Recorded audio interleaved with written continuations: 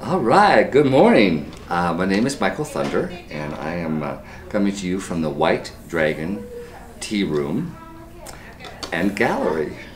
And this morning, we're going to make sencha. So, it's one of my favorite teas. It's the national drink of Japan. It's a very delicate green tea, and as a consequence, needs to be treated as such.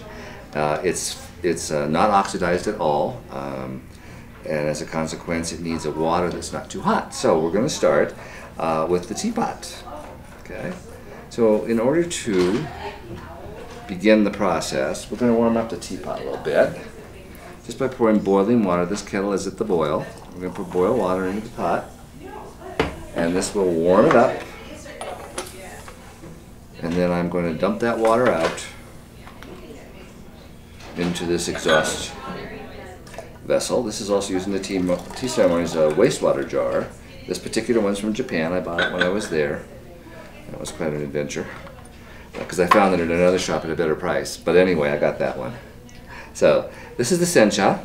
This little bowl was made by Shige Morioka in Japan. He's a very famous potter now. He takes on apprentices. He's a character.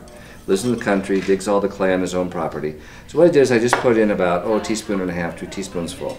Remember I said that this is a very delicate tea, so as a consequence, I need to cool down that water before I put that boiling water on there, or it's going to damage the flavor of the tea. So I pour in about enough for my cup, and I'm going to let that cool in the silver pot.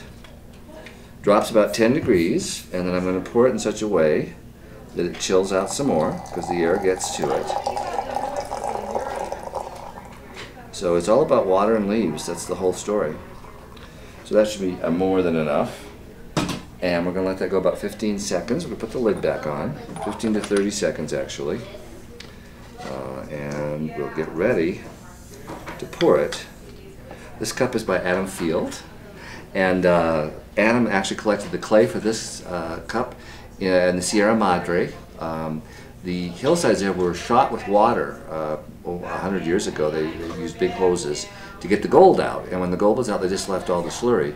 The slurry is a really great clay and has wonderful little white spots in it, so I'm going to drink from that today. This is one of Adam's cups from an anagama, old Japanese style kiln, and it actually is probably only about 3 or 4 days old. It's just out of the kiln. So I'm going to take the pot now, and I'm going to give it a little bit of a, it's hot, so I'm going to give it a little bit of a,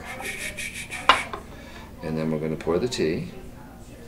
Now I have put too much water in the pot, so in order to not leave it on the leaves, the first rule is that all the water has to get off the leaves every time you make sencha. So I just put that in the wastewater pot. Okay? If I leave it on there, it'll get bitter. Now those leaves are good for another 2 or 3 pours. So I'm going to try the tea now. It's hot. I'm going to slurp. This is a classic style for tea tasters.